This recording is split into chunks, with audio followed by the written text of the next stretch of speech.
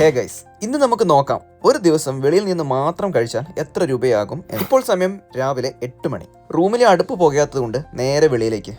ഈ കാണുന്നതാണ് നമ്മുടെ സ്ഥിരം ഹോട്ടൽ. പതിവ് തെറ്റിക്കാതെ രാവിലെ ഒരു ചായയും ഒരു സെറ്റ് ദോശയും, സിമ്പിൾ ബ്രേക്ക്ഫാസ്റ്റ്. ഇതിനായത് മൊത്തം 500 ഫിൽസ്, അതായത് നാട്ടിലെ ഏകദേശം 150 രൂപയോളം. തിരിച്ചു നേരെ റൂമിലേക്ക്. ഇന്ന് ഓഫ് ദിനമായതുകൊണ്ട് കുറച്ച് കാര്യങ്ങളുണ്ട് ചെയ്തു തീർക്കാൻ. അലക്കും റൂം വൃത്തിയാക്കലെല്ലാം ഇന്ന് തന്നെയാണ്. സമയം പോയത് അറിഞ്ഞില്ല.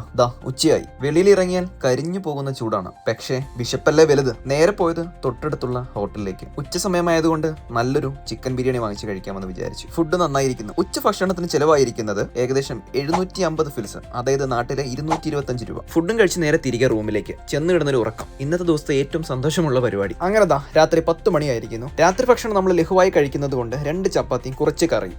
ഇവിടെ ആകെ ചെലവായിരിക്കുന്നത് 500 ഫിൽസ് മാത്രം, അതായത് നാട്ടിലെ ഏകദേശം 150 രൂപയോളം. അവിടെ നിന്ന് ബില്ലും കൊടുത്ത് നേരെ തിരികെ റൂമിലേക്ക്. എനിക്കിന്ന് ആകെ ചെലവായത് ഒരു കേടി 750 ഫിൽസ് ആണ്, അതായത് നാട്ടിലെ ഏകദേശം 525 രൂപയാണ് എനിക്ക് 3 നേരം ഭക്ഷണം കഴിക്കാൻ ചെലവായത്. അപ്പോൾ ഇതുപോലുള്ള വീഡിയോസിനായി ഫോളോ ചെയ്യാൻ മറക്കല്ലേ.